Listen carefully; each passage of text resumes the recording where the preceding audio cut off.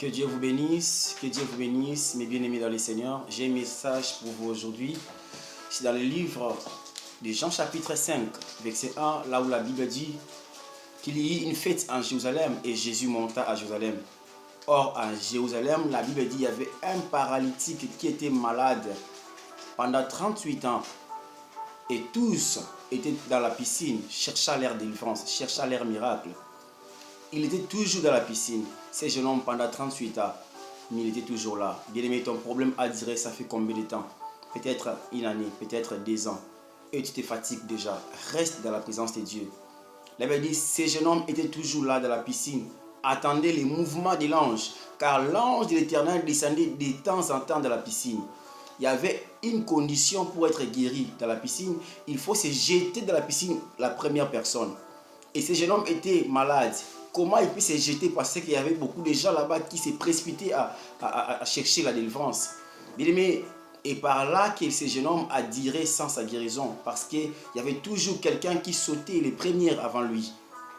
Mais ce jeune homme, malgré les autres, avait l'air bénédiction. Les autres se guérissaient. Lui, il restait là. Il n'était pas découragé. Il restait là dans la présence de Dieu. As-tu demeuré dans la présence de Dieu, mes bien-aimés? Ou tu es déjà fatigué?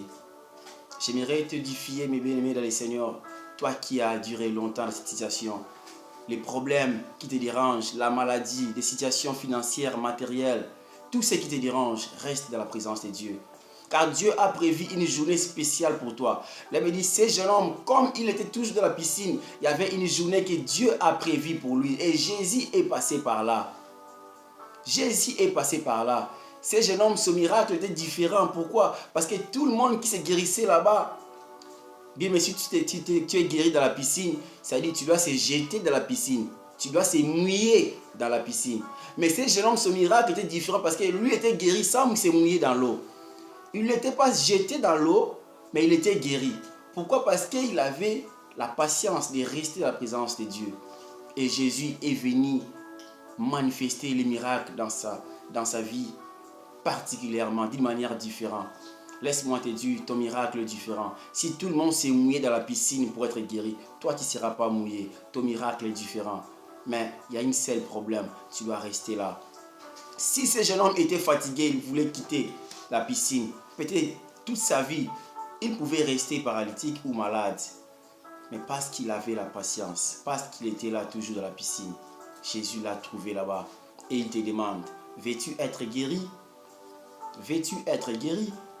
Mais bien aimé dans le Seigneur, écoutez la réponse de cet aveugle.